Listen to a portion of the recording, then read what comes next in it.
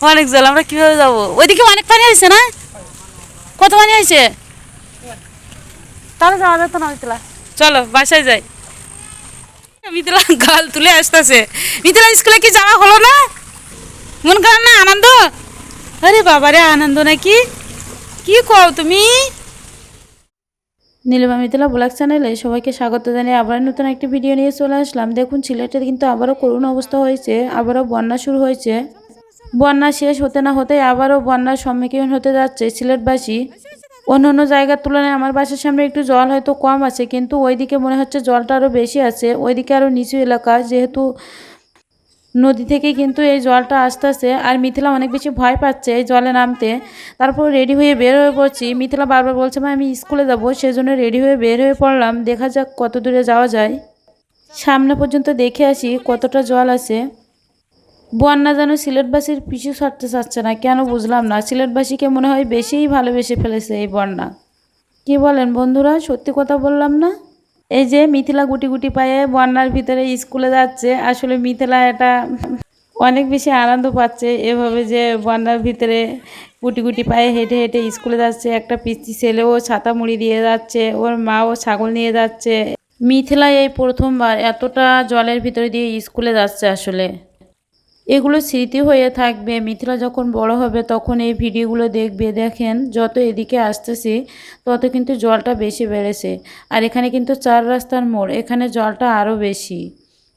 মিথিলার স্কুলে যেদিকে যাবো, ওই যে 3জন দাঁড়িয়ে আছে না, ওইদিকে আরও নিচু এলাকা। আর ওইদিকে মানে সুরমা নদীর জলটা আসে। ওইদিকে নাকি হাঁটু জল হয়েছে। তাহলে আমরা কিভাবে যাব? উনি বলছে কিন্তু হাঁটু জল হয়েছে। তাহলে হাঁটু জলে মিথিলাকে নিয়ে স্কুলে যাওয়া আসলে সম্ভব না। ওকে কোলে করে নিয়ে কাপড় ধরবো কিভাবে, আর ওকে স্কুলে নিয়ে যাব কি করে? দুঃখের বিষয়, রেডি হয়ে এত কষ্ট করে বের হয়ে মিথিলাকে নিয়ে স্কুলে যেতে পারলাম না। এখন যেতে হবে বাসায়। আমরা আবারও বাসার উদ্দেশ্যে রওনা দিচ্ছি, কিন্তু যেহেতু জল বেশি হয়েছে এই অবস্থায় মিথিলাকে নিয়ে স্কুলে যাওয়াটা ঠিক হবে না। আসলে বাসা কোথায়?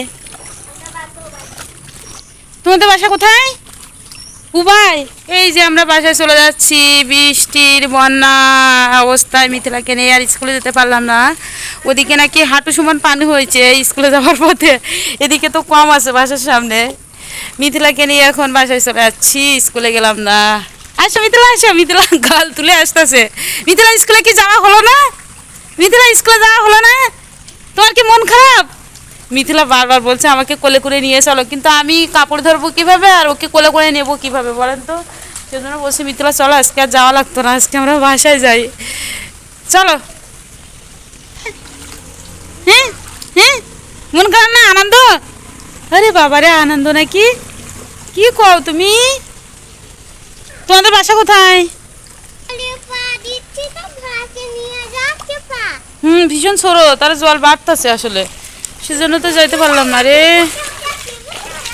মিথিলাও অনেক আনন্দ পাচ্ছে জলে খেলা করতে না।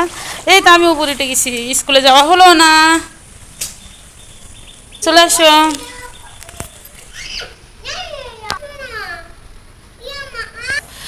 বন্ধুরা, আজকে তো আর মিথিলাকে নিয়ে স্কুলে যাওয়া হলো না, বাসায় চলে আসলাম। বাসায় এখন রান্নাবান্না করব। আর দেখেন, আমাদের জন্য সবাই দোয়া করবেন। বন্যার পানি কিন্তু আরও বেশি বাড়তে শুরু করেছে। আর এখানে তো কম পানি আছে, কিন্তু ওই যে ওইদিকে বললাম, ওইদিকে কোমর সমান পানি, হাঁটু সমান পানি, হাঁটুর উপরে।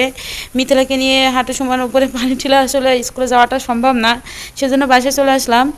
আর আজকে ভিডিওটা এখানেই শেষ করছি। সবাই ভালো থাকবেন, সুস্থ থাকবেন। নমস্কার সবাইকে, টাটা, বাই বাই।